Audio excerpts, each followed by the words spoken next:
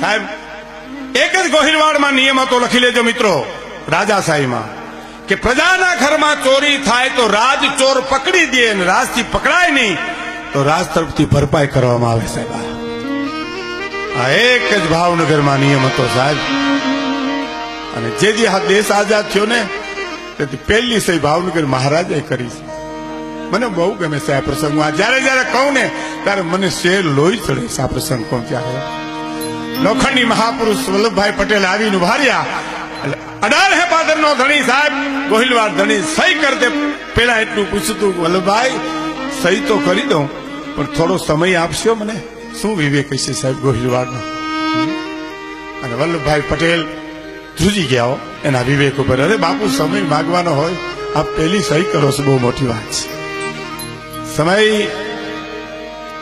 એટલા માટે માગવો છે વલ્લભભાઈ કે આ રાજ તો મારા બાપનું છે, સહી કરું એટલી વાર છે, પણ મહારાણીનો દાયજો જે આવ્યો છે એનું શું કરવું, એનો હક મારી ઉપર નથી, મારે એને પૂછાવવું છે. આ સંસ્કાર જોજો મિત્રો. વલ્લભભાઈ પટેલ કે અરે બાપુ પૂછવાનું હોય તમારે. અને માણસ મોકલ્યો દરબારગઢમાં, પૂછ્યું મહારાણીને. વાહ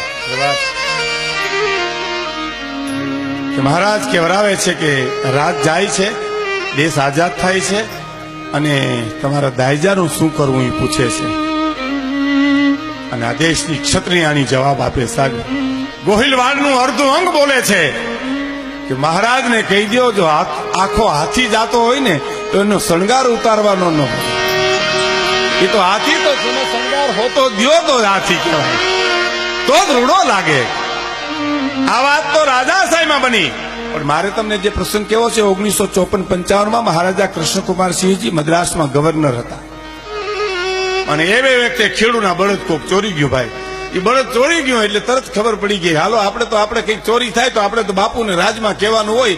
એને ખબર નથી કે રજવાડા ખતમ થઈ ગયા છે, રાજાશાહી વહી ગઈ છે, દેશ આઝાદ થઈ ગયો છે. એને ખબર નથી તેથી. અટાણે ઘડાને ખબર નથી તો તેથી ક્યાંથી હોય સાહેબ? અટાણે ઘડાને ખબર નથી. અને ગામડેથી ઉપડ્યો સાહેબ ધીરે ધીરે. એ ગામડાનો માણસ મને ચિત્ર નજરે દેખાય છે. આ ભાવનગરનો ઇતિહાસ વાંચીએ ત્યારે ભાવનગર આવીને પૂછ્યું મારે મહારાજને મળવું છે. મહારાજ તો મદ્રાસ ગયા છે, મદ્રાસ ગવર્નર છે. એમ માણસ મદ્રાસ જોઈ ખેડૂત સાહેબ અને મુલાકાત માંગી. ભાવનગર મહારાજને મારે મળવું છે. ભાવનગર મહારાજ કૃષ્ણકુમારસિંહજીને એમ ક્યાંય જાત્રા કરવા આવ્યા છે એટલે કદાચ મળવું હોય તો ભલે મળે. એમ મુલાકાત આપી અને આમ જઈ એ ગામડાના ખેડૂને જોયો ને ભાવનગર મહારાજ પૂછે શું પ્રજા રાજાનો પ્રેમ છે, કલ્પના તો કરો. જાત્રા કરવા આવ્યો ભાઈ અહીંયા? ના બાપુ જાત્રા કરવાનો છે એવો, તમારી પાસે જ આવ્યો છે. ઓ મારી પાસે અહીંયા આવવાનું કારણ?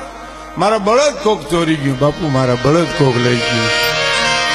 અને સાહેબ બીજ કે જબુ કે મોતી પ્રોઈ લે તો પ્રોઈ લે. ગોહિલવાડ ધણીને ખબર પડી ગઈ કે આ ખેડૂતને ખબર નથી કે રજવાડા ખતમ થઈ ગયા, દેશ આઝાદ થઈ ગયો છે. ખુલાસો ન કર્યો. સામે હાલ્યા હો કૃષ્ણકુમારજી, સામે હાલીને માથે હાથ મૂકી ખંભે પાસે બેહાડીને પૂછ્યું સોય જો તો પ્રેમ રાજાનો. શું કીધું ખબર? કઈ લઈ ગયા બળદભાઈ? તો કે બાપુ બપોરે ભાત મારા ઘરેથી લઈને આવ્યા અને ભાત ખાઈને હું તો ઝાડવાને છાંયે અને ઊંચો તો બળદ નહોતા, લઈ ગયું તો કોક. એમ સૂતો તો લઈ ગયા બળદ? તો આ અમે જાગતા હતા ને બધું લઈ ગયા. અમે જાગતા હતા ને બધું લઈ ગયા. પણ આ સુધી આવ્યો છો બાપ 5000 રૂપિયા તે દિવસે આપ્યા, 5 લાખ રૂપિયા થાય. અટાણે યથા રાજા તથા પ્રજા, અને અટાણે તથા પ્રજા યથા રાજા. જેવા પ્રજા એવા રાજા. ઓલા કોઈ ઉપરથી તો ઉતરતા નથી, આપણા મોકલેલા જાય છે અહીંથી.